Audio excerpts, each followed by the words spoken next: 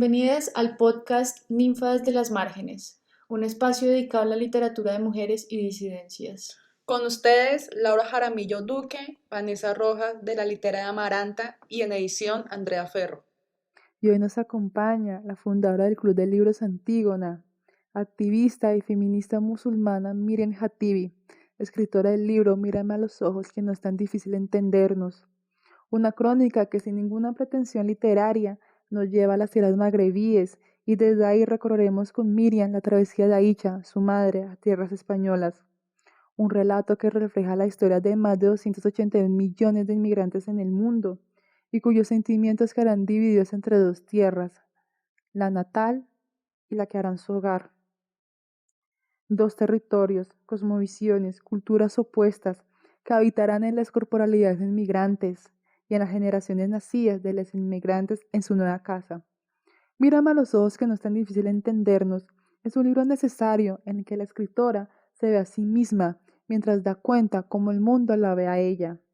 En palabras de Miriam, si yo me miro en mi propio espejo, soy Miriam Hatibi, de Barcelona, hilerdense, española, catalana, marroquí y musulmana. Si me miro en el espejo de los demás, soy Miriam, inmigrante segunda generación, como si la condición de inmigrante se pudiera heredar. Qué bonito. Entonces, Miriam, vamos a iniciar y nuestra primera pregunta es, ¿cómo fue para ti el proceso de escritura del libro y por qué decidiste escribir este texto? Ay, muchas gracias por la presentación, que ha sido muy bonita, la verdad, y por la invitación, que me hace mucha ilusión. El proceso de escribir, ahora cuando te escuchaba, estaba como un poco recordando el porqué y diciendo, vale, todo esto tuvo sentido, porque es como muy bonito ver cómo las personas lo leen, se lo hacen suyo y van recogiendo el relato y tal. No sé, es como una cosa muy, muy, muy bonita y muy satisfactoria de haber publicado un libro. Y bueno, a la hora de hacerlo, básicamente yo estaba vinculada a movimientos de activismo aquí en España y siempre salen preguntas relacionadas con ser hijo de inmigrantes, como cuestionamientos de cosas muy básicas, ¿no? Pues, ¿cómo puedes ser hijo de, o sea, cómo puedes sentirte español si tú realmente eres marroquí? ¿Qué es el racismo? ¿Cómo se vive en España? Etcétera. Entonces empecé a pensar que, bueno, que si algún día conseguía escribirlo en formato de libro, pues todas esas respuestas estarían ya y podríamos avanzar hacia otros temas. Y entonces, bueno, fue cuando nació un poco la idea de hacerlo. La editorial además se puso en contacto conmigo y me propuso hacer un libro, entonces fue como todo súper rodado porque era que yo tenía ganas de hacer un libro y que una editorial me encargó hacer uno. Entonces yo les hice mi propuesta de temas pensando que me dirían que no, porque el relato sobre la mujer musulmana siempre es como cuenta lo mal que estás y lo oprimida que estás y tal. Y yo no quería hablar de ese tema porque no, o sea, yo puedo hablar del machismo que vivo, pero no quería hacer un libro sobre eso. Y nada, y encajó súper bien, ellos aceptaron mi idea, nos entendimos súper bien desde el primer momento y nació el libro, entonces fue súper chulo. Genial. Yo creo que ese es el sueño, ¿no? Como que le digan Sí, a uno, queremos que escribas un libro y uno, bueno, yo gracias. de, yo de verdad una. que no me lo creía, pensaba que era una broma porque estaba mirando, o sea, además la editorial la conocía porque está de camino al trabajo, es una editorial grande de aquí, es Penguin Random, y al final pues ir pasando por delante y pensar, ostras, ojalá algún día pudiera colaborar con ellos, yo pensando que me manden libros para yo reseñarlos, ¿no? O sea, eso era como mi aspiración de colaboración con Penguin.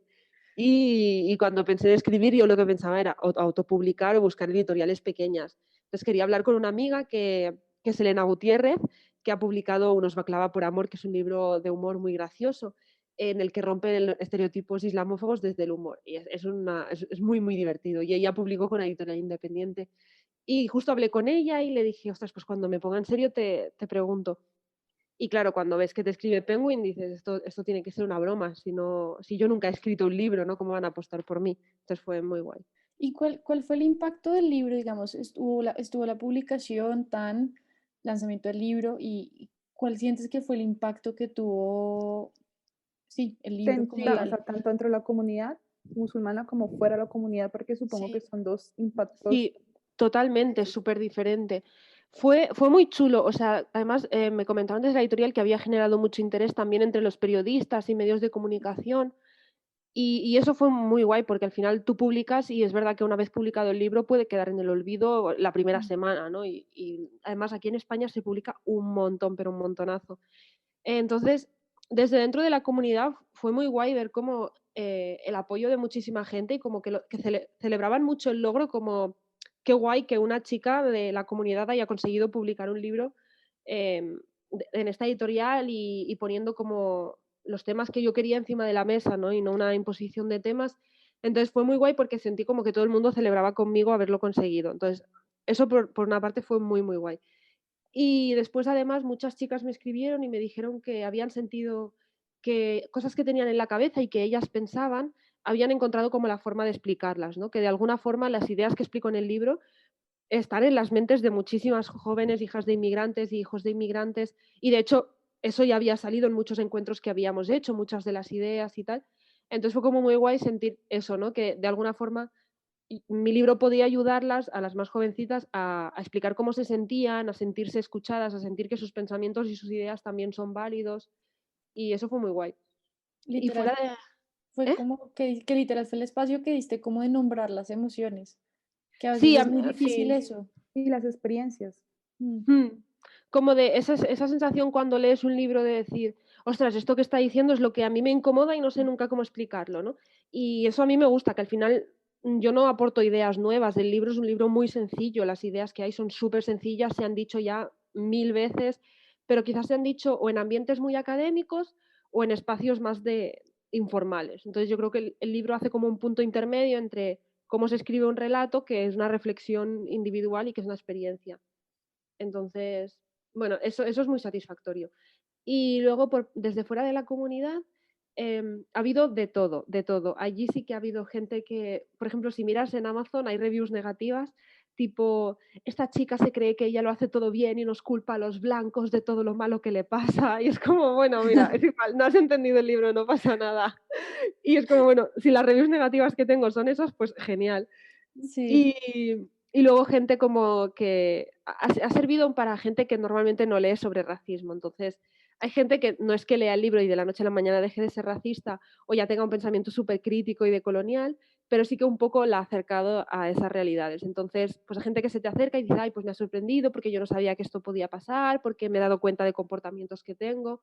O incluso me escribió un señor que me dijo que había cogido el libro porque vio que era de una chica musulmana y pensó que hablaría pues del machismo que sufro y de lo mal que estoy y la vida tan mala que tengo, y que lo cogió por eso y que al final se llevó una sorpresa de aprender que no, que hay otros relatos que también explicamos.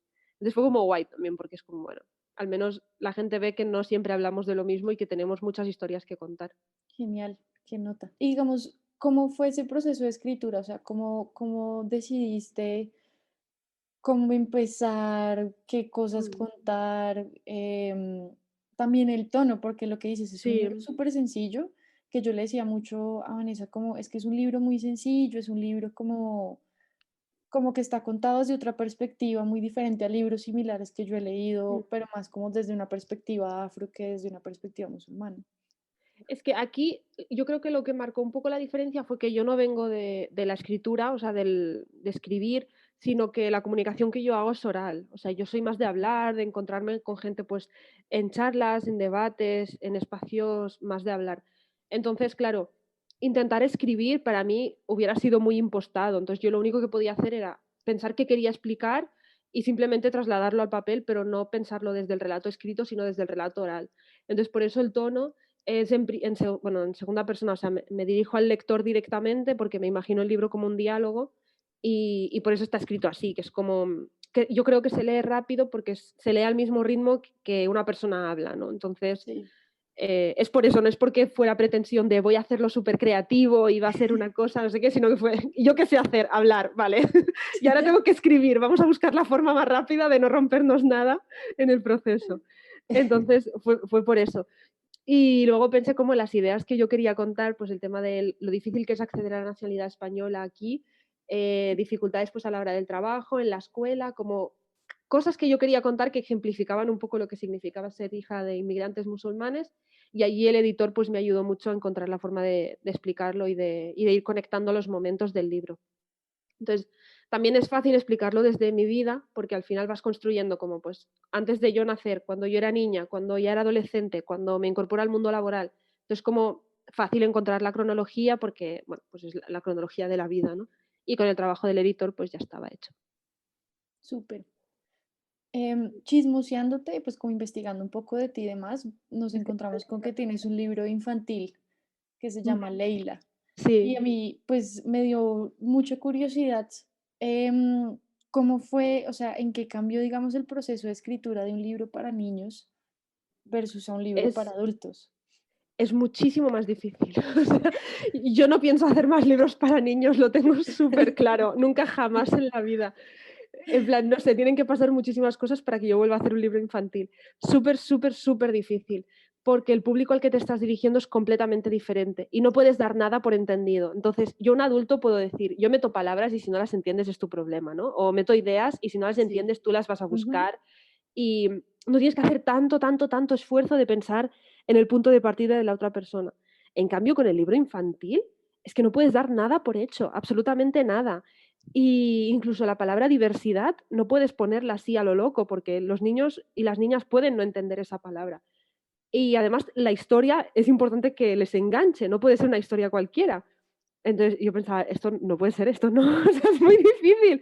Yo tengo que pensar qué quiero contar. La protagonista es una niña, entonces, claro, ¿cómo hablas de diversidad religiosa con una niña que no ha escogido todavía su propia religión? Es diferente si es un tema de, es una niña negra y lo va a ser toda la vida. Pero una niña no es creyente con 5 años ni deja de ser creyente con 5 años. Entonces era como, ¿qué hago?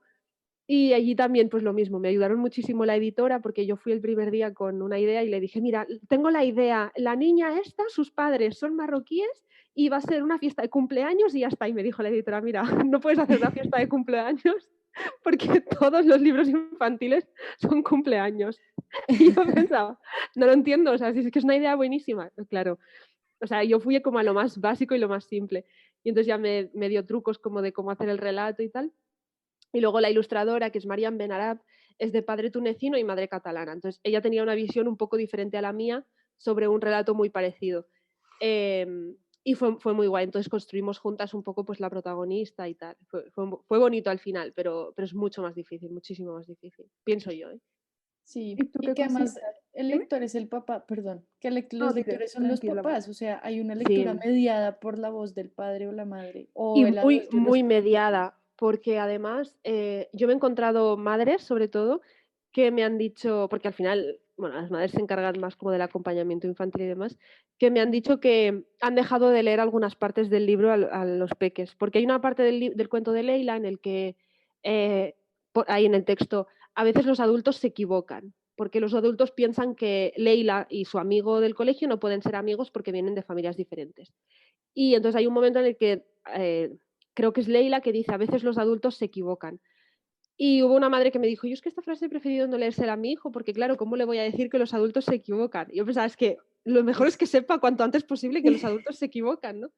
Y era como, claro, al estar los adultos por medio, mal. Pero hay un tema que es que en todos los dibujos de todas las páginas de Leila hay detalles de Mariam Benarab, que es buenísima, que yo creo que ahí los padres no pueden hacer nada por mediar, porque los niños los ven. Y, por ejemplo, hay un momento en el que Leila está dibujando a su familia y su familia es más oscura que las familias de los otros niños.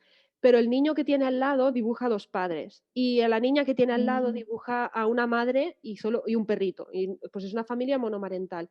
Entonces, esos detalles de los dibujos, los padres ahí no pueden mediar. Allí los niños ven el dibujo y los niños construyen su historia en paralelo. Entonces, eso es que se nos va de las manos, tanto a las personas que escribimos el relato como a quien lo explica. Es que los niños van a otro ritmo. Quiero total, hacerlo.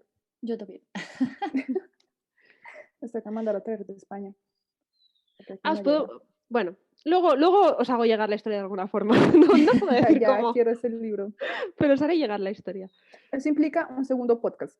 Una vez te digo para Ah, hablar sobre vale, Leila. Sí, sí, porque vale. también estábamos hablando de un podcast dedicado a literatura infantil, porque pues yo hice maestría en literatura infantil y yo estaba, pero no vamos a hablar de mujeres que escriben para niños, Sí. ¿cómo así? Ayer Dura haciéndome show en la librería durante una hora, como vamos a Sí, ver literatura infantil. Yo, bueno, sí. Pues sabes que aquí en Cataluña, cuando los niños cumplen, creo que son 6 años, la Generalitat de Cataluña, que es el gobierno de aquí, les da un vale de 12 euros, que es lo que suele costar un libro infantil. Bueno, igual cuesta 13 o 14, pero les da un vale. Entonces todos los niños cuando cumplen 6 años tienen un libro escogido por ellos de la Generalitat. tan Súper, súper chévere. chulo.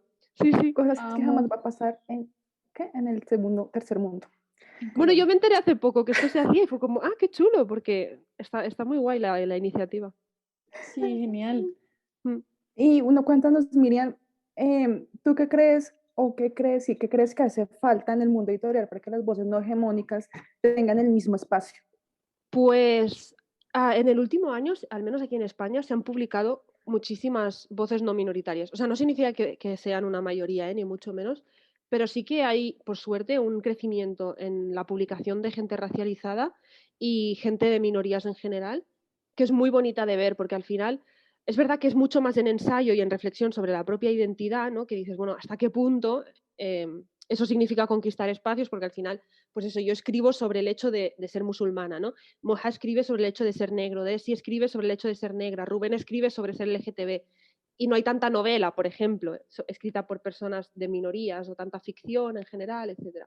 Entonces, bueno, pero es verdad que está creciendo y eso es guay. Entonces, yo creo que por una parte está el tema de quién compra y cada vez más los propios lectores estamos demandando ese tipo de historias, ¿no? Entonces, no sé, yo cuando tengo que comprar un libro, entre comprar un libro escrito por una persona que ya tiene muchísima audiencia y que ya tiene un espacio ganado en el mundo editorial y comprar el de una persona que es parte de una minoría, voy a comprar el de la minoría en lugar de ir a buscarlo a la biblioteca, ¿no? Entonces, entiendo que no puedes comprar todos los libros del mundo, pero si tengo que escoger cuál voy a buscar en la biblioteca y cuál compro, pues voy a invertir en ese, sobre todo en las primeras semanas, porque es cuando el mundo editorial se fija más en qué está pasando y por quién va a apostar. Entonces, esa parte de nosotros como consumidores apoyar ese tipo de literatura es súper importante. Y luego también los cambios que hay dentro del propio mundo editorial, que claro, el mundo editorial pues es bastante blanco, es muy femenino, o sea, hay muchas mujeres trabajando en el mundo editorial, al menos aquí en España.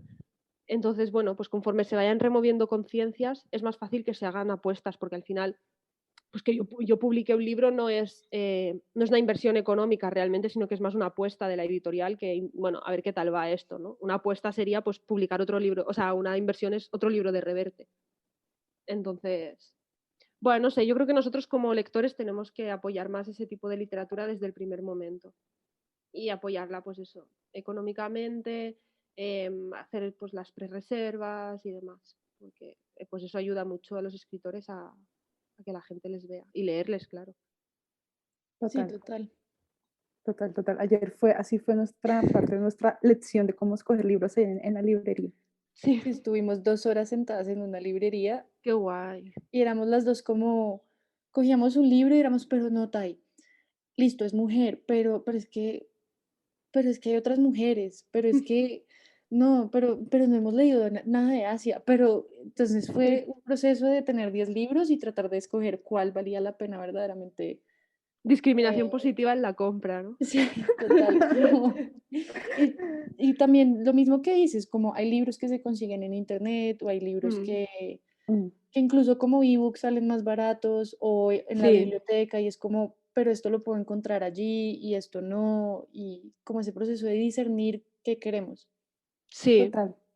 totalmente. Y también apostarle a nuevas voces, porque de alguna u otra manera creo que todas crecimos y también leímos todo, pues una literatura mayoritariamente blanca, Mm, escrita por hombres, y en su sí, mayoría europeos, y una cuota latinoamericana, pues en nuestro caso latinoamericana.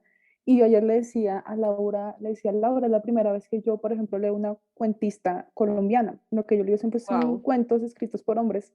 Y es una cuentista que se llama Lina y escribe muy, muy sabroso. Y yo soy como, wow, la primera vez que de verdad soy consciente que estoy leyendo una mujer cuentista. Qué Que también fuerte, es pero por margen. ejemplo, en el club de lectura tenemos que hacer esfuerzo para no caer otra vez en lo mismo. Así. Porque de hecho hemos leído, o sea, hemos intentado encontrar el equilibrio, pero hay meses en los que podríamos haber leído autoras de minorías y no lo hemos hecho. Hemos caído en leer lo universal y eso ha significado volver a leer lo masculino blanco. Pero es Y curioso porque ahí nos encontramos dos universos. Es el universo en sí, el que tú creciste y en el que yo crecí. Porque total. tú, oye, tú tienes un montón de referentes universales por muchas razones que podemos entrar aquí a discutir que yo no tengo. Entonces, Ujú. para mí ha sido descubrir como un montón de autores y autoras que son aparentemente universales, pero universales para quién, ¿no? Y yo estoy como, Claro. oh, yo nunca había leído a esta mujer, oh, yo nunca había leído a este autor. Y eso también a uno le abre mucho, pues, mucho horizonte. Ahora, es también pensar no solamente cuotas, por eso suena muy feo, como personas minoritarias, sino también geográficas. Sí. Totalmente, porque, por ejemplo, lo que decíamos antes de que ahora se están publicando más personas racializadas, pero son europeas y americanas. O sea, las personas negras que estamos leyendo son americanas y británicas, la mayoría de Ujú. las que están construyendo discurso antirracista, ¿no? Y al final dices, bueno, sufres racismo porque, por el color que tienes, ¿no? Pero la zona geográfica en la que vives no te sitúa Exacto. en un espacio geográfico de sufrir, o sea, el racismo sistémico a nivel entre estados, ¿no? O sea, lo sufres sistémico dentro de tu propio estado, pero con un pasaporte británico. Sí. Entonces, eso a mí me parece súper curioso, cómo estamos leyendo, o sea, en el Black History Month todos son autores negros, ¿no? Ujú, Sí. Y muchas de esas total. luchas y movimientos terminan viniendo de Inglaterra y de Estados Unidos principalmente, Sí, como de si algo pasa en alguno de estos dos países, el tema se debate, pero si sí. pasa en, yo qué sé, Nigeria, es como, ay, ¿eso dónde queda? ¿Qué Mm. pasó? ¿Qué está pasando? Bueno, y aquí en Sí. España está pasando una cosa muy fuerte, que es que parece que hay como mucha conciencia antirracista, porque cuando hubo lo de George Floyd, mucha gente salió a la calle, hubo Sí, manifestaciones, pues que incluso medios de comunicación super mainstream lo estuvieron cubriendo, cuando hubo todo el juicio y tal, también estuvieron hablando del tema. Entonces, como, wow, qué fuerte, ¿no? Pero hace un par de semanas asesinaron a Younes, que era un chico magrebí, marroquí, que le asesinó un tío en un bar, ¿vale? O sea, bueno, básicamente dijo, no quiero moros en el local, no sé qué, se fue a su sí. casa después de una pelea, cogió una pistola, volvió al bar y le tiroteó y le asesinó. Mm, Y eso o sea, no ha generado esas manifestaciones para nada, o sea, para nada. Y es como, ¿cómo puede ser que tengas tanta conciencia antirracista con lo que está pasando en Estados Unidos y te indigne tanto y digas, ah, qué fuerte Ujú. Estados Unidos, no sé qué? Y luego cuando pasa en España, que a una persona la matan al grito de no quiero moros en el local, tú no No te hagas ese sientes igual. clic. Y es que hubo y que los medios de comunicación no lo cubran. Y es como, a ver, ¿cómo puede ser que sí que cubras lo que está pasando en Estados Unidos, pero no cubras lo que pasa aquí? Es que no lo entiendo. No tiene ningún tipo de Es sentido. creo que nos exactamente pasa algo igual. pasa acá justamente con las manifestaciones, incluso en Brasil. En Brasil, Brasil tiene la policía más sanguinaria del mundo Ujú. y matan 24, 16 personas al día y como más de la mitad de esas personas son personas negras. Son noticias que no salen, o lo que está ahorita pasando en Cali. En Cali están apareciendo jóvenes de la primera línea, la mayoría son personas negras que están apareciendo sus cuerpos en los ríos y de Qué eso no se habla fuerte. ni a nivel nacional ni a nivel internacional. Pero Mm. si hablamos de personas negras o afro de países de primer mundo, va a tener un impacto mucho mayor que las de Ya, tu propia tierra y uno es como, y ahí uno también comienza a sí. cuestionarse cómo la geografía también es una intersección, o sea, es un análisis que nos Total, total. permite. Hay un libro de María, ¿cómo se llama? María Rodó Zarate, que es geógrafa además, y habla de Genial. habla de la interseccionalidad y justo está hablando también de eso, de cómo la geografía es una parte súper importante a la hora de hablar de intersección. Es súper, súper interesante su Y va a aproximación. influir, siempre va a influir. Muchísimo, mucho, Es, Total. mucho. y justamente ayer también estamos hablando con Laura sobre la blanquitud, o sea, Mm, no es igual ser una blanca europea, ser una blanca latina. no, Incluso no, por ejemplo, entre Laura y yo, que somos dos mujeres blancas, somos completamente distintas en la medida que ella es una blanca, una mujer blanca que tiene rasgos europeos o norteamericanos, y eso le va a poner sí. a ella en otros lugares de enunciación a mí, que soy una blanca un poco más latinizada. Ujú, totalmente. Y esto también nos lleva a pensarnos y más bien a cuestionar y repensar cómo las representaciones refuerzan estos estereotipos raciales y Sí. coloniales. Muchísimo, muchísimo. Y además yo creo que no solo desde la representación visual, sino del relato que se construye sobre la gente. O sea, ya no es solo cuándo se habla de ti, sino cómo se habla de ti. Por ejemplo, en el Ujú, caso aquí de las mujeres musulmanas, pues lo que decíamos antes, ¿no? Se habla de ellas desde la perspectiva de siempre como víctimas, y dices, vale, si hablan de ti como víctima, no te están criminalizando, pero sí que se te está victimizando todo el ujú, rato. Entonces, ¿dónde queda tu postura como agente de cambio, no? O sea, toda la representación que hay, que está ahí bastante, toda es desde esa perspectiva, ¿no? Entonces es como, ¿las mujeres musulmanas están invisibilizadas en el contexto español? No, realmente no. O sea, realmente son muy visibles, pero son muy visibles desde estos espacios, desde los espacios de víctimas o de opresión económica o de la opresión de la propia familia o total. en el mejor de los casos de opresión racista. pero nunca como las agentes de cambio que son, ¿no? Y como la transformación también de procesos que están llevando a cabo. Entonces, eso a mí me indigna muchísimo, porque es como, a ver, a mí no me estés entrevistando todo el rato para preguntarme lo mal que lo paso y lo duro que ha sido esto, o que te emocione con las historias de no sé qué. No, no. O sea, entrevístame como agente de cambio que soy, como mujer marroquí. Entonces, se nos representa siempre desde esos espacios. Y luego, la mujer musulmana aquí siempre se representa como marroquí. Y aquí hay una parte de mujeres musulmanas en España que no son marroquíes, que son mujeres del centro de África, que son mujeres europeas que se han convertido al Islam, que son mujeres asiáticas. Entonces es como, bueno, ¿qué pasa? ¿Y por qué nosotras, las minorías, estamos aceptando estas reglas de juego, ¿no? Que también es como, bueno, ok, los medios de comunicación están jugando a eso, pero nosotras, ¿cómo estamos entrando también en ese juego sin darnos cuenta?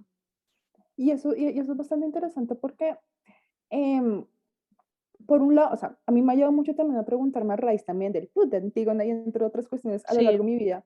Por ejemplo, en el caso colombiano, no hay una representación de mujer musulmana.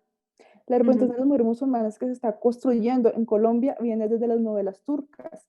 Y eso también Ostras, implica una idealización o una idea única de lo que es una mujer ya, musulmana.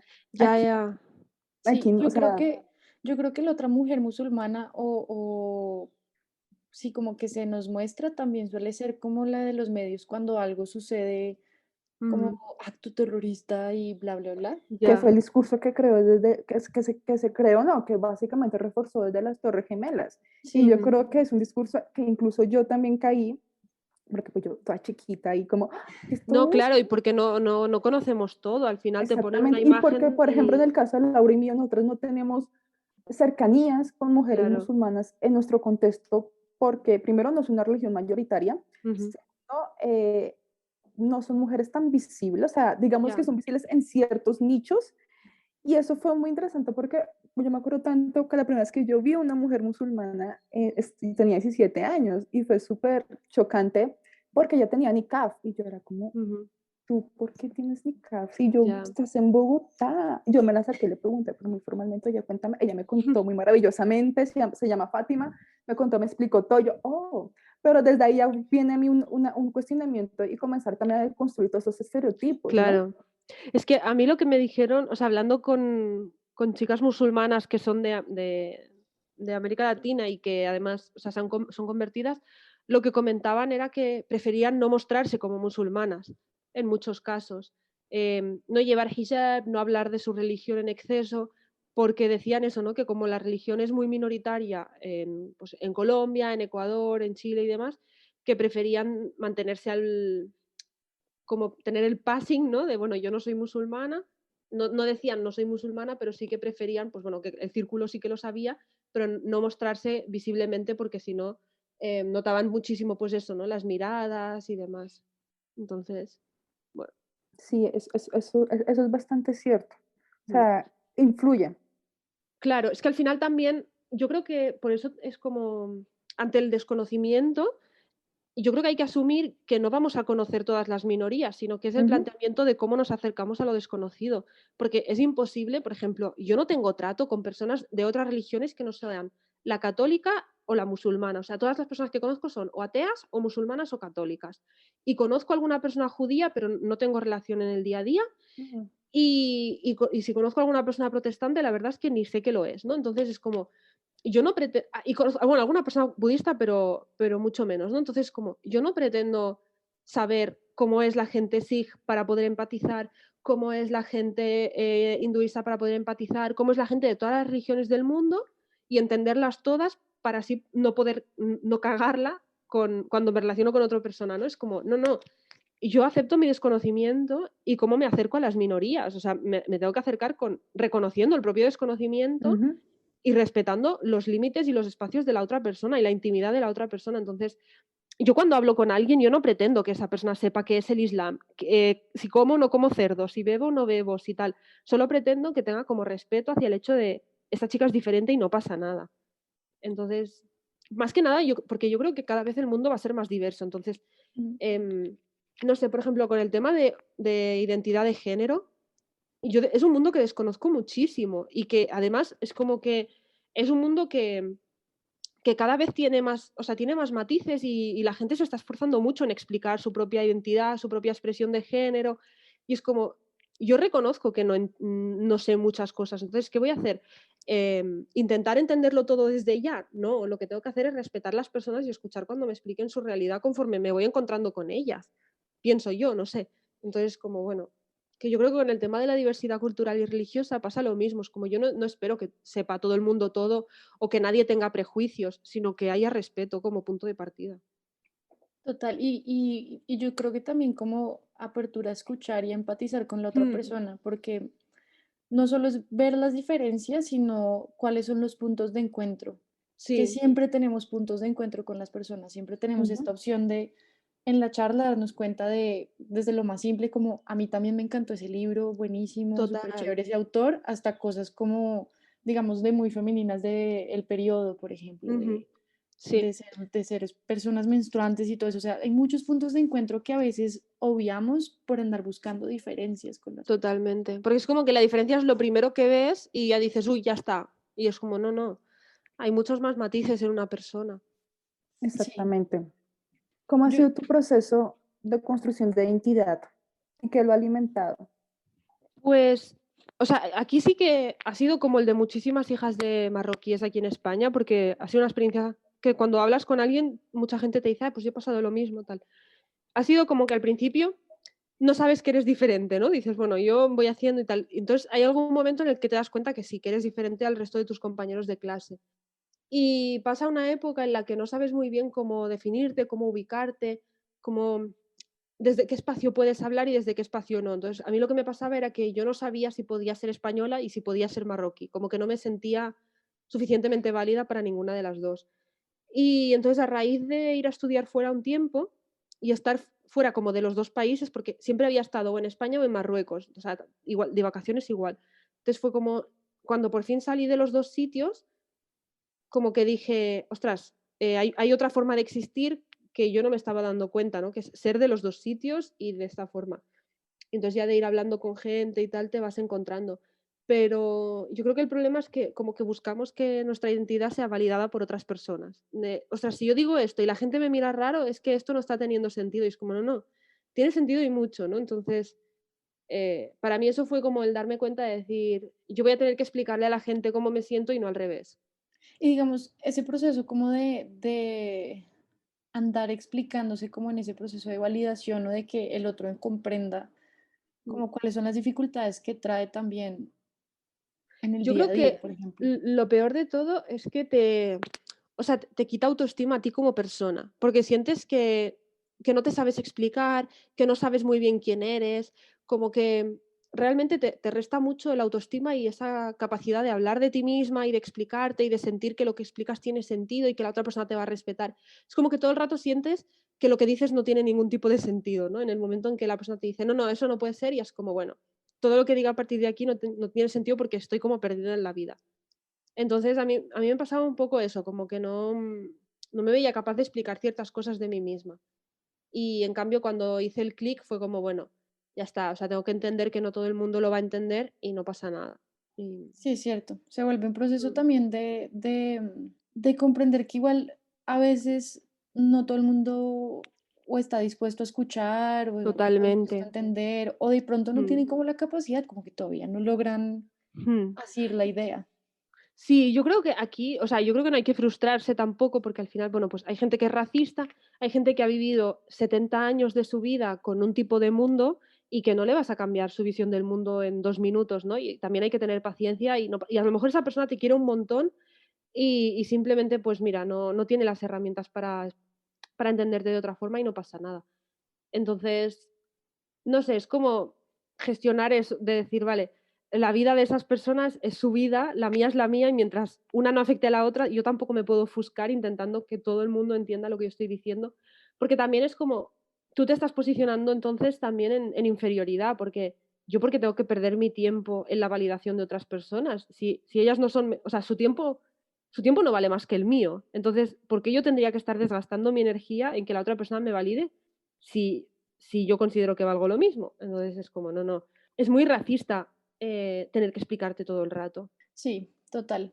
Pues como ese tipo de explicaciones igual pues como que se traspolan a muchos otros lugares, Yo porque me creo que imagino sí. que a veces, incluso a veces el solo hecho de ser feminista, por ejemplo, también toca Mm, entrar a explicarlo en muchos espacios. Se va llenando todo el tema como de capas de tengo que explicar cada pedacito de mí en diferentes sí, contextos o a veces todos en un solo contexto, cosas por el estilo. sí. Y además cuando vas creciendo y vas siendo un poco más compleja porque vas acumulando contradicciones, es como que dejas de encajar en todos sitios y en todos los sitios tienes que dar explicaciones, ¿no? Y al final dices, bueno, mira, directamente no voy y ya está.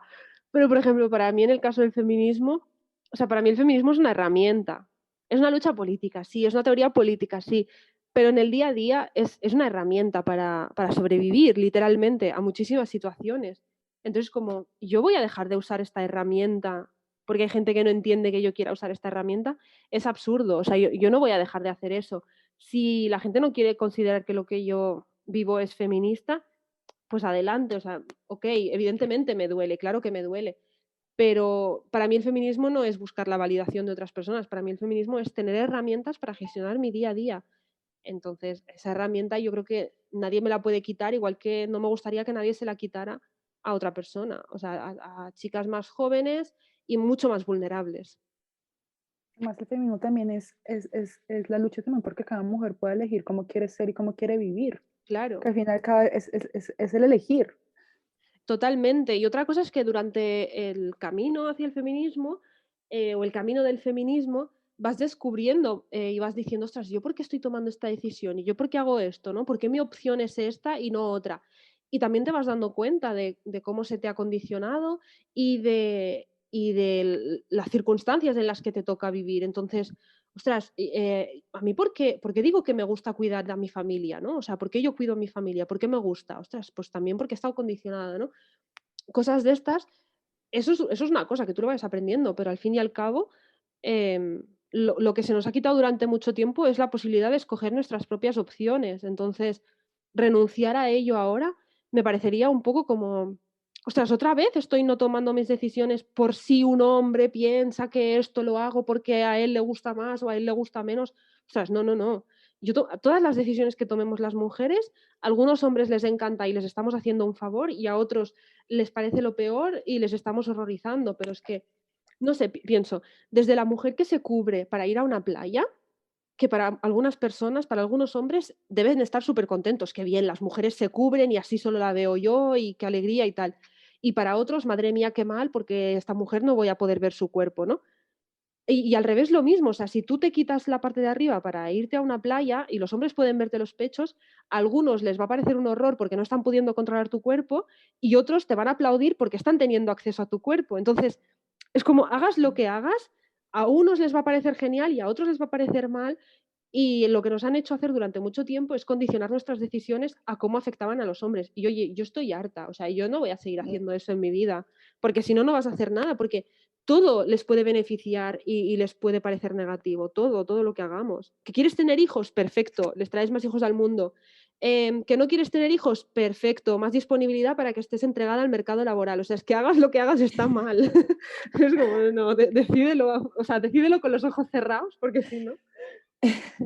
Sí, casi que voltear un poco el discurso es como tratar de, bueno, ya, eso sucede, es más como cómo me beneficio yo, cómo beneficio Exacto. a mis amigas, a Ajá. mis hermanas, a como a la misma comunidad femenina, o sea, Sí, total, cómo yo se lo veo abren esos así. caminos.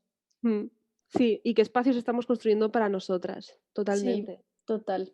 Y yo creo que aquí la Ujú. pregunta que nos permite como iniciar, ahondar en esto es, ¿cómo habitas el ser feminista musulmana, tanto en lo público como en lo privado? Es como extraño también porque es como que el hecho de ser feminista y musulmana supone que las dos cosas se convierten como en un debate público, ¿no? Es como, es un debate que seas musulmana y es un debate que seas feminista y es un debate que seas las dos cosas. Entonces es como que todo el rato tienes que estar explicando y dando como un poco intentando convencer, ¿no? Es muy extraño porque tu identidad deja de ser tuya y pasa a ser como un debate público.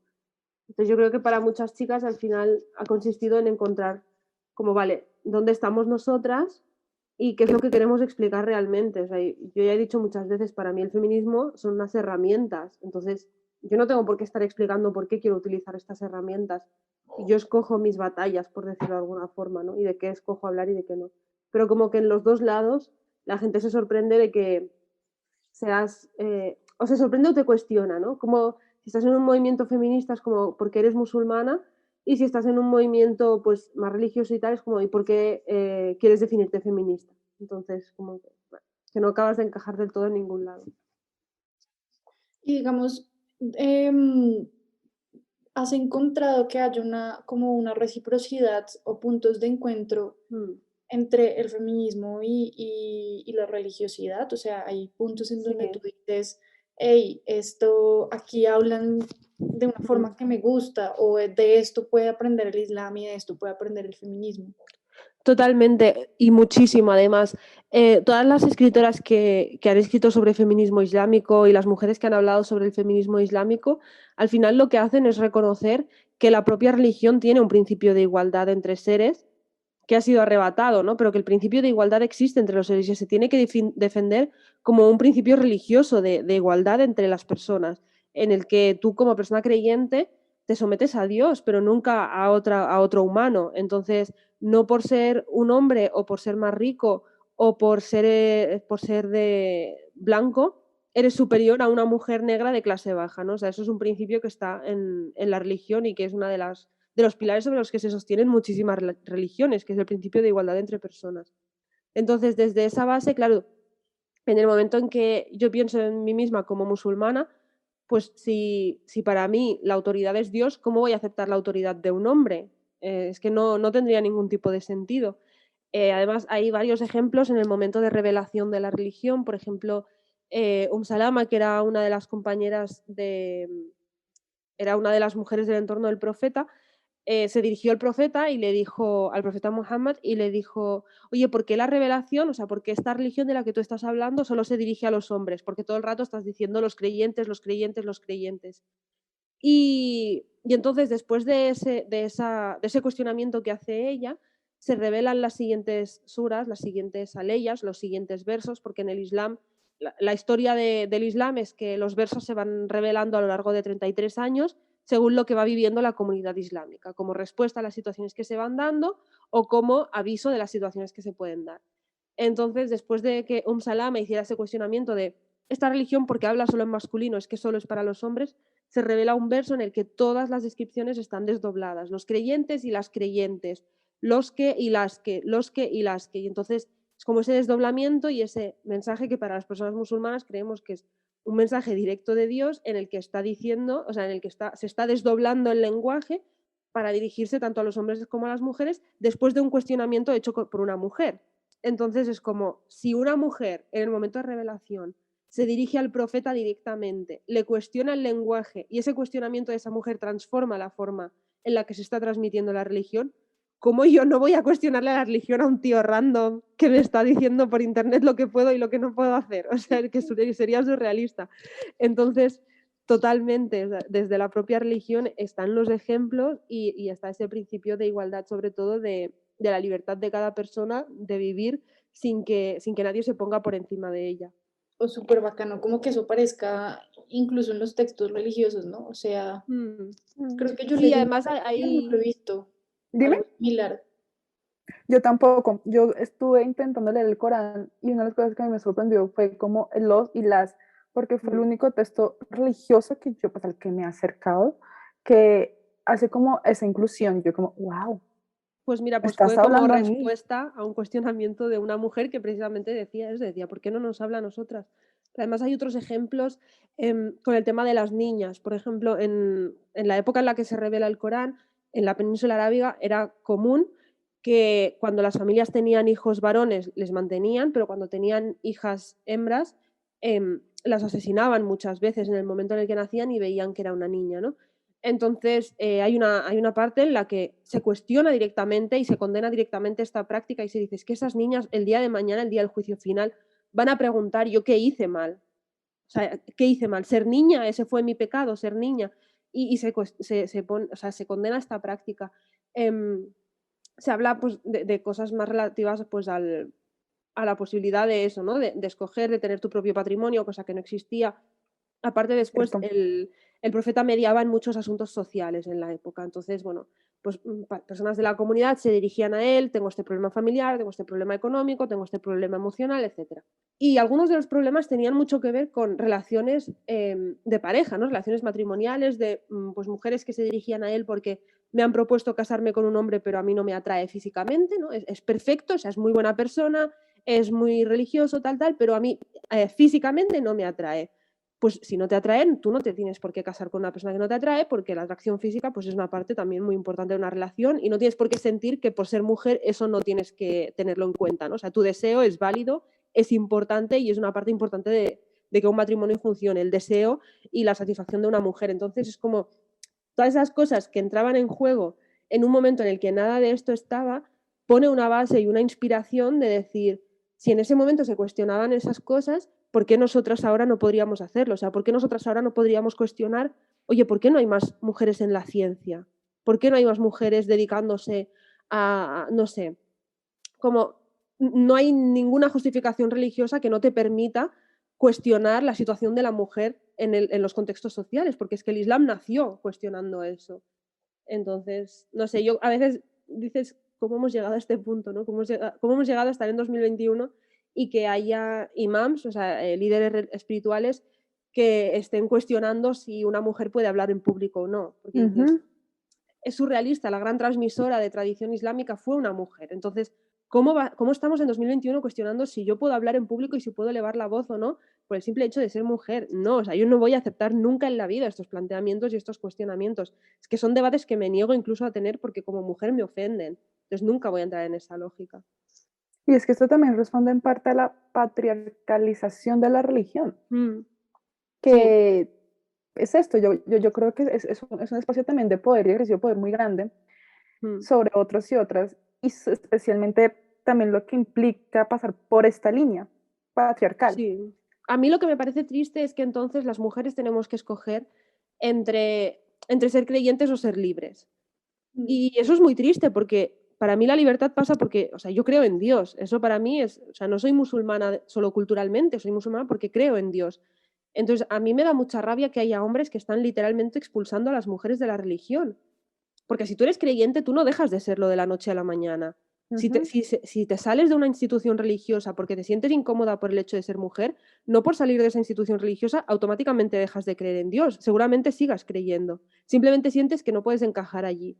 Entonces a mí me da mucha rabia eso, que un hombre esté, o sea, que los hombres estén expulsando a las mujeres de vivir la vida, o sea, de vivir la religión, que tengan que escoger. No, porque la religión es para los hombres y yo si sigo en la religión tengo que asumir que me tengo que someter a los hombres o tengo que escoger la libertad, pero sin la religión. No, o sea, nadie tiene el derecho a quitarte esos espacios. Y esa patriarcalización de la religión lo que hace es eso, es decir, esto a partir de ahora es la religión, no aceptas estas normas o no puedes vivir la religión, ¿no? Oye, no, o sea, esto no va así para nada, para nada. Y yo creo que perdón, y yo creo que una de las respuestas como a este alejamiento es esta nueva ola que me encanta y que de verdad admiro muchísimo y es estas mujeres que hoy en día están abriendo las propias mezquitas, Uh-huh. que hoy en Sí, día están siendo sí. sheiks.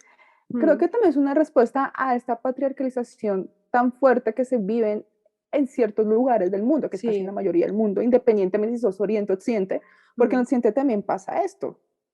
totalmente, porque si no, tú vas con una consulta o con una duda espiritual y claro, si la institución está, pues tiene el patriarcado tan dentro, las respuestas van a venir de allí. O van a venir, aunque no vengan de allí, como mínimo van a venir de hombres que no están viviendo tu propia realidad y que no pueden empatizar con lo que tú estás contando muchas veces. Porque la religión muchas veces llega a espacios muy íntimos de la persona. Sí. Entonces, si tú no entiendes de dónde vengo y piensas, bueno, no tiene tanta importancia, déjalo ir, ¿qué hacemos? O sea, queda un espacio de la vida sin resolver simplemente porque no se ha considerado suficientemente importante. Entonces, que haya mujeres en las instituciones que sean creadoras de pensamiento, que sean las que están dando respuesta a muchas situaciones, las que están reflexionando, las que están, pues eso, ¿no? Creando esa filosofía de la religión y reflexionando sobre lo que implica ser una persona creyente en el siglo XXI, es súper, súper, súper importante. No por la representación, de decir, ¡buah, qué guay que una mujer lidere una mezquita porque a nivel de representación nos empodera mucho, mucho a todas y tal. Es que no es por esto, es que es literalmente por el contenido los propios... de las Textos propias jutbas, de los propios textos, religiosos. sí, de la vivencia. Además, está súper demostrado que cuando las mujeres se implican más en la mezquita, las mezquitas son muchísimo más inclusivas. Son muchísimo más inclusivas a nivel generacional, a nivel racial, son muchísimo más inclusivas a nivel de diversidad sexual y orientación sexual. Se convierten en espacios mucho más inclusivos y más llenos. O sea, no solo más inclusivas de gente más diversa, sino más gente va a las mezquitas porque se siente más cómoda. Entonces es como tan evidente todo lo bueno que aporta este cambio de visión que lo sorprendente es que no se esté haciendo más, ¿no? Bueno, sorprendente y a la vez no, porque dices, claro, hay gente que está muy cómoda como están las cosas. Sí, total. Igual también yo creo que parte de eso es que cuando las mujeres como que se ponen la 10 para participar dentro de la construcción comunitaria de un espacio, va a incomodar a las personas que siempre han tenido como ese poder dentro de esa comunidad. Y a la final suelen ser hombres, hombres ya muy Totalmente. adultos que les cuesta mucho el cambio, Total. pero en definitiva es súper importante que las mujeres entremos a esos espacios no solo a cuestionar, sino a construir nuevas realidades y nuevas formas de interactuar en el espacio como tal. Sí, totalmente. Y es lo que dices al final, que hay gente que se incomoda simplemente porque ha estado ahí siempre y no acepta la transformación. No aceptan nuevas voces. Y que Totalmente. también terminan siendo las voces de los otros y los otros que de alguna manera también, por la estructura mundial en la que vivimos, pues se terminan también excluyendo Mm. en el sistema. Sí, porque Nosotros si no es como una pelea constante, ¿no? El tener que hacerte escuchar. Entonces también la gente llega a un punto en el que dices, bueno, yo ya estoy cansado ya de pelear y de tener que a ver si me escuchan, a ver si me meten, a ver si consigo qué tal. Y acaba quedando todo el mundo fuera. Exacto, exacto. Nosotros también con Laura, pues tenemos un montón de preguntas, pero también por tiempo las hemos venido amplificando también teniendo en cuenta los temas del libro y uno de los temas también del libro que surgió las preguntas fue tu encuentro o cómo fue más bien tu construcción con Marruecos. O sea, cómo Marruecos te construyó a ti como persona, como mujer, como quien eres hoy en día, ¿no? Porque al fin y al cabo es una tierra de la que vienes, que son tus raíces, y que también desde la distancia has habitado, y me imagino Sí. que también mucho más cerca. Sí, es extraño porque ha sido como el lugar que existía dentro de casa, ¿no? O sea, dentro de casa era Marruecos, pero luego salía y ya no. Pero tampoco no lo notaba raro, ¿eh? No tenía yo un shock cultural rollo cada vez que salía de casa ni nada. Era como, bueno, pues es mi realidad y ya está. Pero es verdad que, no sé, yo me siento como muy orgullosa de ser marroquí y hay gente que considera que el no haber nacido en Marruecos o no haber vivido allí es como que no puedes sentirte marroquí, ¿no? No puedes tener ese orgullo. Y yo sí que lo tengo, pero también lo tengo reconociendo las limitaciones que tengo de conocer el país. O sea, yo soy una privilegiada en muchos aspectos. em, yo no he tenido que estudiar, o sea, no he estudiado allí, no he tenido que renovar nunca documentación allí, no me he puesto nunca enferma allí. Entonces, hay muchas cosas que yo no he vivido y que nunca voy a poder decir que, o sea, no me voy a poner en un sitio que no me pertenece y no me pertoca. Pero sí que me siento marroquí porque es mi cultura, son mis raíces, es mi identidad, es mi forma de entender el mundo también en muchos aspectos. Entonces, yo he crecido en Europa y puedo tener una mirada muy eurocéntrica sobre muchísimas cosas, pero ser marroquí me ayuda a no tenerla tanto. Y, y no sé, y yo estoy, bueno, lo que hablábamos antes de encender la grabadora, ¿no? Que como que uno está muy orgulloso de los sitios de los que es, aunque le duelan. Entonces, aunque a veces duele un poco Marruecos porque a todos nos gustaría que fuera muchísimo mejor, es un país muy bonito. Entonces, no sé, a mí cada vez que alguien me dice que va a ir a Marruecos es como, te voy a hacer una guía y vas a ir a ver esto y tienes que ir a ver lo otro y te va a Yo encantar espero esto. esa guía, porque mis sueños es ir al norte Sí, es africano. muy guay, es muy guay, es un país muy chulo. O sea, a mí me gusta muchísimo. Y, y tiene una cultura muy, muy, muy, muy rica y muy diversa, muchísimo. Entonces, no sé, a mí me gusta mucho ser marroquí. Claro, Ay, también es como, yo creo que también es como una forma de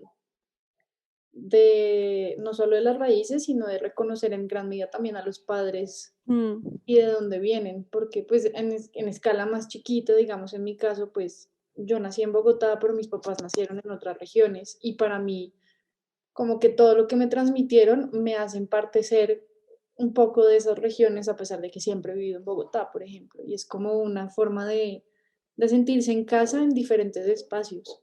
Claro, y de hacerles también como un homenaje, ¿no? El poner en valor lo que te han dado, que en parte es la cultura. En Total. que has crecido, total, Sí. total, total. ¿Tu madre ha vuelto a Marruecos? ¿Para quedarse? ¿O para una larga estadía? No sé. No, ha ido volviendo. Cuando yo era pequeña volvíamos cada verano un mes, mes y medio, 2 meses. Y, y ahora ya yo ya no voy tanto, ella sí que sigue yendo, pero ahora con lo del COVID hace tiempo ya que no va, desde antes del coronavirus. Y ahora está viendo a ver si consigue ir.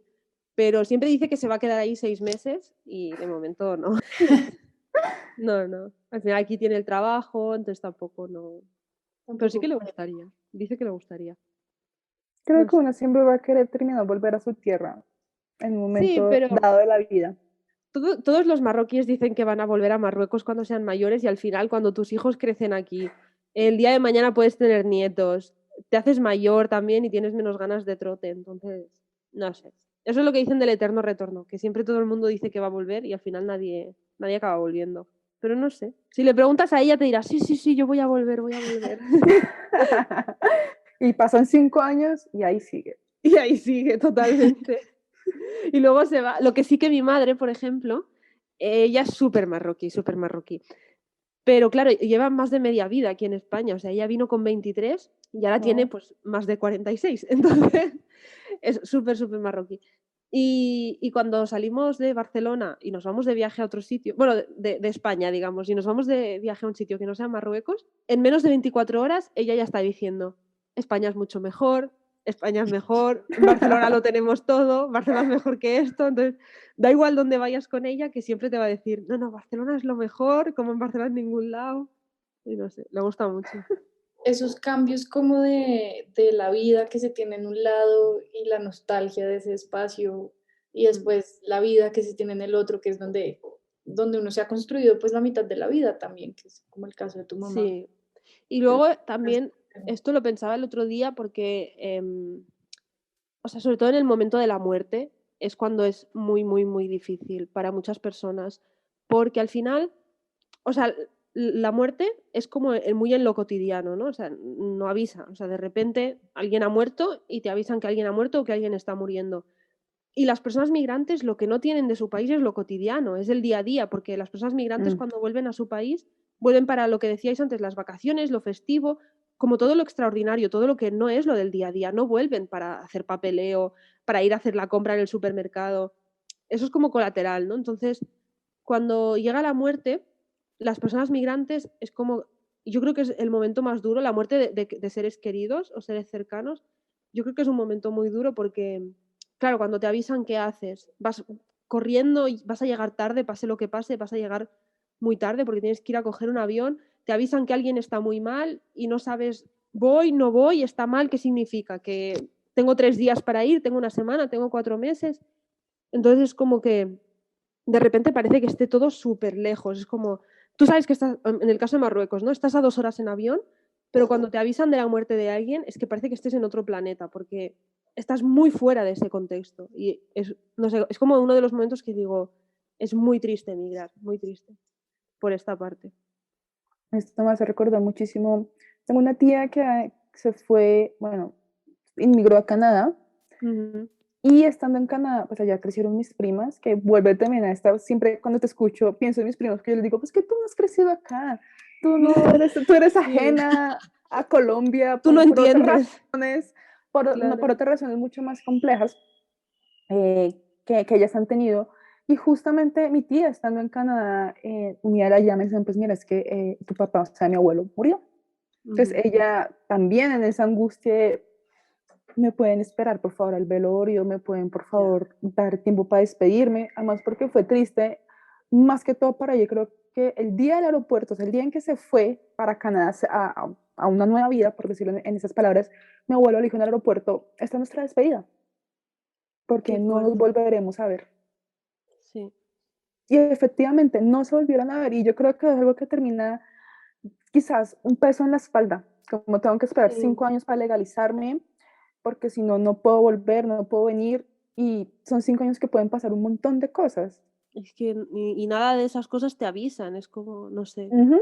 es muy impactante, la verdad. Exactamente. Y es impactante también cuando, pues, cuando esta persona que está muriendo, pues realmente tiene una muerte repentina. O sea, no es una muerte donde tú tuviste quizás una preparación psicológica, ya sea por una enfermedad, por Mm. un accidente, que uno, bueno, una ya sea como, "No, esto puede pasar y tengo tiempo de pronto para listar maletas", pero cuando viene así de la noche a la mañana es como, pues mira, es muy, muy difícil.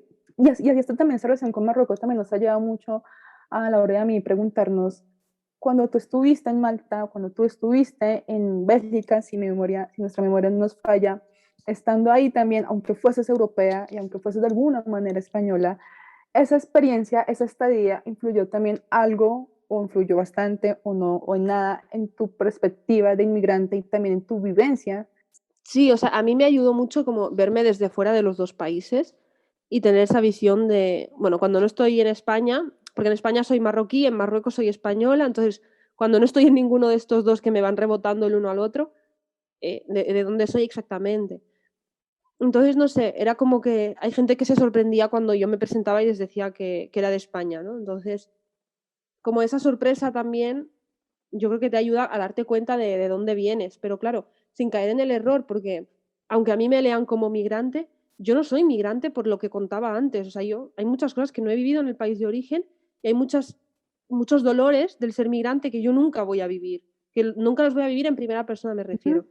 Entonces es como, bueno, yo tengo que ser consciente, pienso, aunque me lean como migrante, que yo no lo soy. Yo soy una hija de inmigrantes, soy una mujer racializada, pero yo no soy una mujer migrante, por más que la sociedad me lea así. Entonces, para mí también era como ese ejercicio de decir, vale, te distancias, pero no te distancias porque te parezca mal ser migrante, como no, no, yo no soy migrante, que yo nací en Europa, no, no es eso, sino que es como un decir, no soy migrante porque existen otras formas de ser mora en Europa, sin haber migrado. Entonces, era como, no sé, como intentar hacer ese proceso y luego también han sido los años de ir viéndolo en perspectiva, ir echando la vista atrás y diciendo, bueno, ¿qué pasó en Malta, no? ¿Qué pasó en Bélgica? Y saber ponerle palabras, porque en ese momento era como, bueno, yo no estoy entendiendo muchas de las cosas que están pasando. Claro, es Pero, como poder ver en perspectiva lo que esa experiencia hizo en tu construcción de identidad a la final. mm. Sí, a Porque mí me sirvió para tomar como una distancia que necesitaba al principio. sí, eso ayuda. Uf, ayuda un montón. Y a Sí. cuestionar también.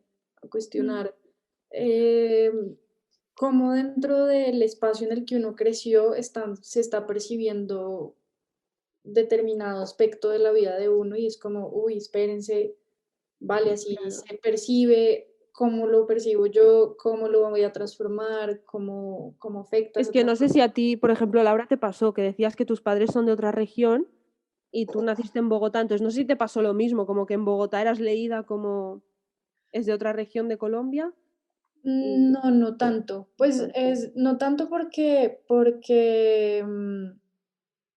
tanto mi físico como mi acento no se leían como de otra región como tal, o sea, no está eso ahí, pero yo a veces sí notaba cosas que para mí eran muy normales, como por ejemplo la alimentación, como de yo desayuno con arepa y chocolate todos los días, para muchos de mis amigos era como, pero desayunas, y yo Ya.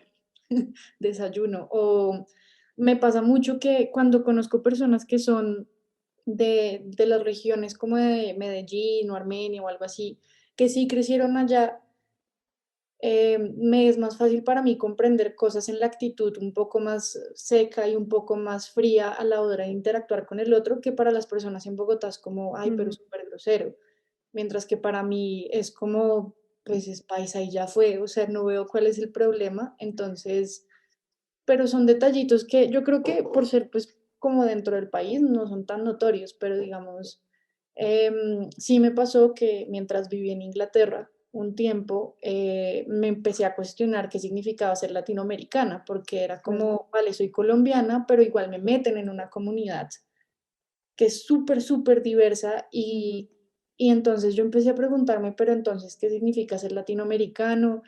en qué nos parecemos, en qué nos diferenciamos. Es lo mismo ser de Colombia que ser de Bolivia, por ejemplo, porque sí hay un idioma común, pero a la final, chiste, siempre que personas de habla hispana se encuentran, incluso con españoles, es como, bueno, ¿y tú cómo le dices a la cerveza? ¿Y tú cómo le dices a las palomitas? Sí, eso Y es cierto. sí, siempre, siempre. Entonces, entra esta pregunta de qué es esta identidad que yo Ujú. en Colombia la veía tan natural y que me doy cuenta de que no es tan sencilla como siempre pensé. Ujú. Y además también de otros cuestionamientos que con Laura nos hemos sentado a tomar un té y hemos hablado muchísimo y también qué implica, bueno, yo no he tenido la experiencia de irme del país por largo, largo tiempo, así que son territorios que todavía y que no he sabido habitar o que mis emociones no, pero que desde la teoría y de la escucha también que he tenido, por ejemplo, con Laura y con otras compañeras, en el caso de Laura también es el irse, no solamente cuestionar esa identidad que es la identidad latinoamericana, sino también como persona blanca, pero blanca latina, Ya. porque también con Laura y con otra compañera, Lori, nos hemos pensado muchísimo en entender que hay dos tipos, o bueno, lo hemos colocado en estos términos, hay dos tipos de blancos, un blanco que es el blanco latino Ujú. y el otro que es el blanco europeo norteamericano, que aunque si bien es cierto, ambos tienen un privilegio, pero sus puntos de nacimiento, por decirlo en esos términos, son diferentes. Claro, es que yo, por ejemplo, os veo a las dos y Laura tiene rasgos mucho más caucásica. Sí, Y en Exacto, cambio, tú, Vanessa, o sea, es evidente como físicamente que eres una mujer racializada, aunque seas de piel clara. interesante. Sí, Entonces, no, viéndolo como sí, es con que cómo lo es hemos curioso. construido aquí, ¿eh? Porque, por ejemplo, en el caso de las mujeres marroquíes son muy diferentes. Las mujeres marroquíes hay mujeres que son muy claras de piel, pero tú las ves y ves que son africanas, aunque tengan la piel muy clara. Y hay otras que no tanto porque son más del norte, bueno, hubo mucha más colonización española y tal, y las ves que tienen rasgos más caucásicos. No, no mucho, pero sí que No, lo ves un y poco más. Entonces, no eso es sé. muy cierto. Y justamente yo desde el año pasado vengo cuestionándome, reconociéndome como blanca, pero también qué tipo de blanca. Claro. O sea, desde qué tipo de blanquitud yo me puedo comenzar a hablar, ¿no? Y también qué implica ser blanca a los otros. Es decir, yo me autodescubro que soy blanca fue de la manera más, te vas a reír, porque es la manera más chistosa de la vida y es, me siento a hablar con una amiga que es negra. Bueno, ella se reconoce como negra, no es negra, pues sí, en estos tonos, Ujú. perdón, pero sí es. Y ella me dice, no, Van, es que tú eres blanca. Y yo me quedo mirándola, pero es que yo no soy blanca, yo soy mestiza. Y claramente en Colombia hemos edificado un discurso de la mesticidad bastante fuerte, Ujú. que yo creo que hasta ahora se está comenzando a cuestionar qué realmente qué es el mestizaje en Colombia. Y Porque ha si de sido como verdad Colombia es impuesto un el mestizaje, debate. o sea, empezando por ahí, porque nosotros venimos Claro. con este discurso del colegio, encuentros españoles, encuentros de africanos, encuentros de indígenas en Colombia, en territorio de América Latina en general, y de ahí surge lo que se llama el mestizaje. Ujú. sí, Pero pero es mil veces realmente es más un complejo. mestizaje, Claro. Yo voy a agregar que es mil veces más complejo porque entonces exactamente.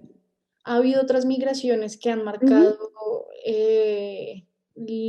digamos que la diversidad de Total. Latinoamérica. Entonces, la migración masiva que hubo de chinos al Perú en la época de la colonia. Las 20. personas del Medio Oriente viajaron después de la Primera Guerra Uh Mundial, -huh.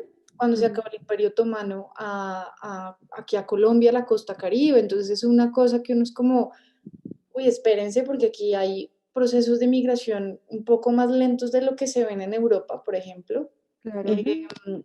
pero que se naturalizan tanto que se olvida como de dónde viene toda esta cosa Y racial. también depende qué país, o sea, por ejemplo, Brasil y Argentina son, yo creo que los dos países mayoritariamente de América Latina que han recibido mayoría de inmigrantes de diversos lados del mundo. Brasil más que todo africanos, o sea, por razones, no sé, logísticas de formas de viajar.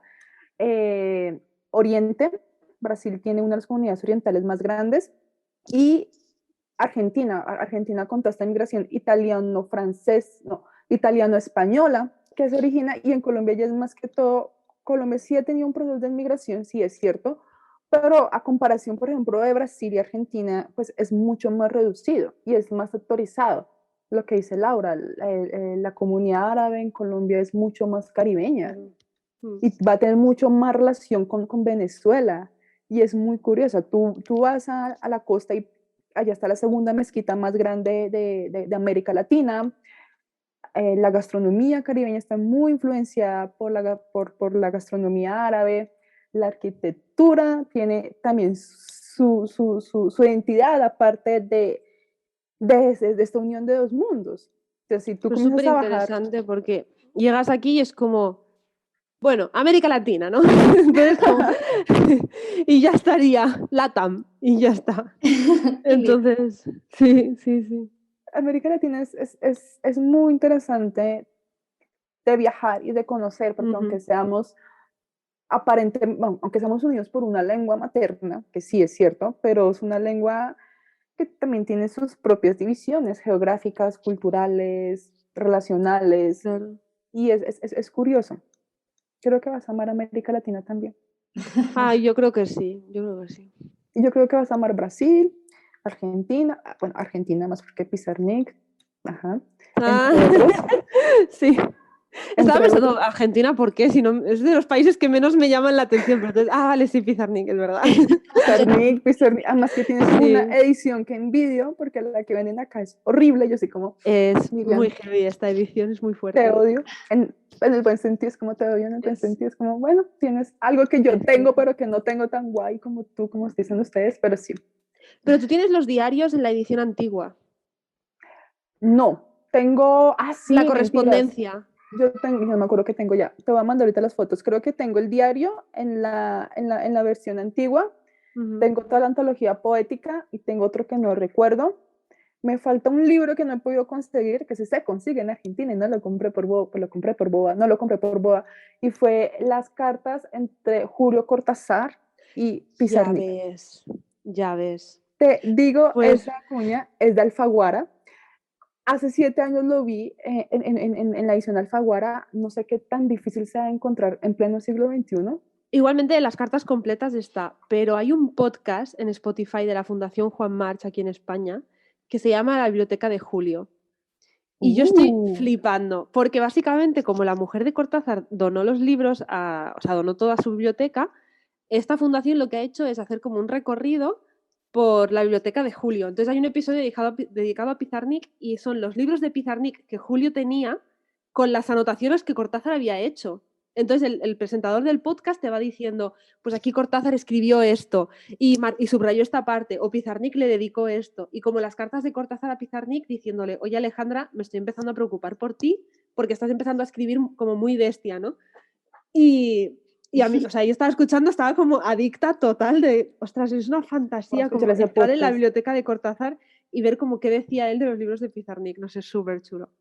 No, y Pero ellos sí, dos sí. hicieron una serie de cartas durante largos años. De hecho, fueron muy, Mm, muy amigos, extremadamente amigos, sí, pero sí me quedé con las ganas de comprarme ese libro. O sea, y son ediciones muy bonitas. no lo he vuelto a encontrar. O sea, ese no está en Editorial Lumen, pero si algún día lo Sí. saca Lumen, si Lumen algún día escuchas este podcast, por favor, saca, saca una reedición de las cartas entre estos dos escritores que deben ser wow. Qué fuerte. Bueno, Bueno, miren, nos queda una última pregunta. Es pues tu opinión sobre el tema de las márgenes y cómo crees tú que es o lo que significa una margen, Y em, cómo se habita la margen también. cómo se habita la margen. sí. Yo espero haber entendido bien la pregunta porque me da un poco de respeto, pero al final, o sea, yo creo que, como han dicho muchas autoras, el mundo está hecho para los hombres blancos, ¿no? Y todo lo que no sea un hombre blanco y heterosexual no está en el centro y entonces está pues en los márgenes de la sociedad y se intenta adaptar como puede. Entonces yo creo que en esos márgenes estamos personas que somos súper diferentes entre nosotras también. O sea, de repente encuentras pues a una mujer musulmana, hija de inmigrantes, nacida en Barcelona, y a un chico trans de Croacia, ¿no? Es como, ¿qué tiene que ver uno con otro? Bueno, pues tienen que ver que no son hombres blancos heterosexuales. Entonces, bueno, no sé, yo creo que como ese habitar los márgenes lo que hace es como ser consciente de que el mundo no está hecho para ti y trabajar desde allí.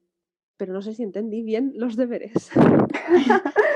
No, eso es bueno, sí, o sea, sí, esto es una idea que hemos venido tejiendo con la hora de entender y definir qué es la margen, ¿no?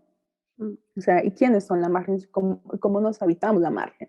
Porque pues parte de cómo nació este podcast, que nació también parte de la litera, es hablar de todas estas voces no hegemónicas que han estado ahí. pero que por sus propias intersecciones no pueden habitar esta estructura de mundo en la cual pues, se ha diseñado o que ha sido Claro. diseñada desde...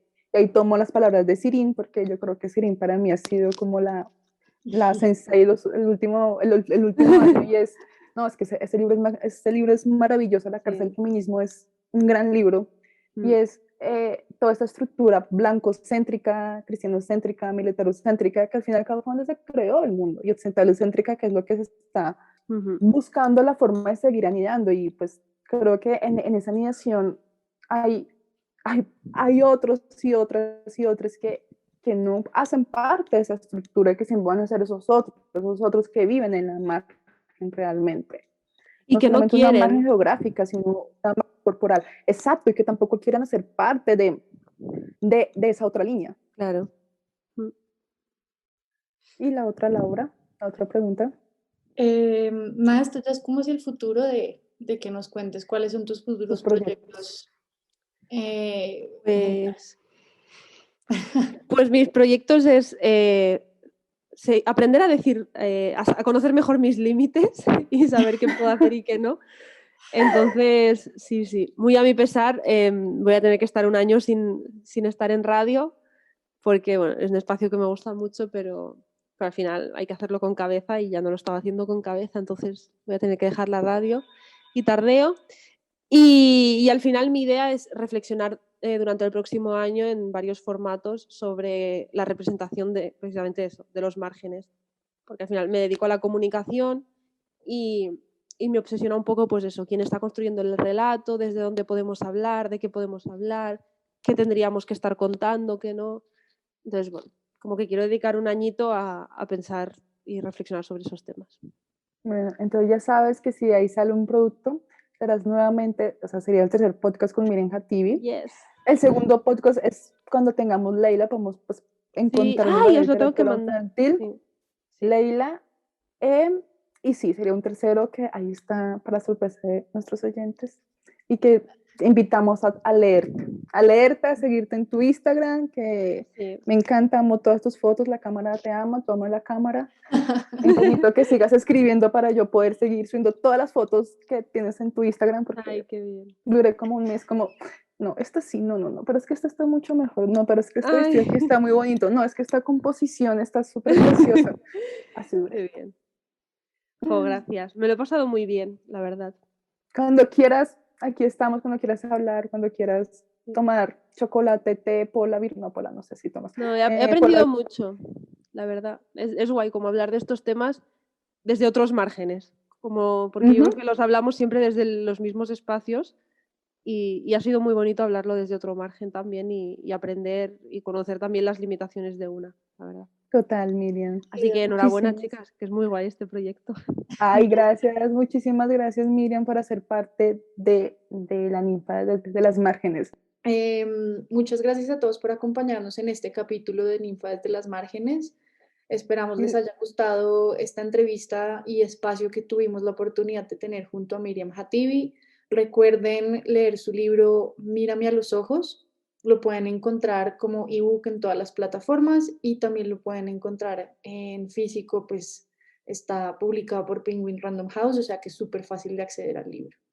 No olviden seguirnos en nuestras redes sociales, Laura Jaramillo Art, Ninfa Eco, Raya del Piso OK, La Litera Maranta y Miren Hatibi en Instagram.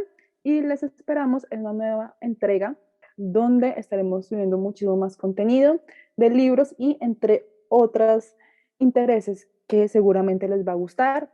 Y no olviden acompañarnos en un nuevo episodio de Ninfa desde las Márgenes. Gracias. Muchas gracias. Tiki bow, tiki bow, tiki bow, tiki bow, tiki bow, wow, wow, wow, wow, wow.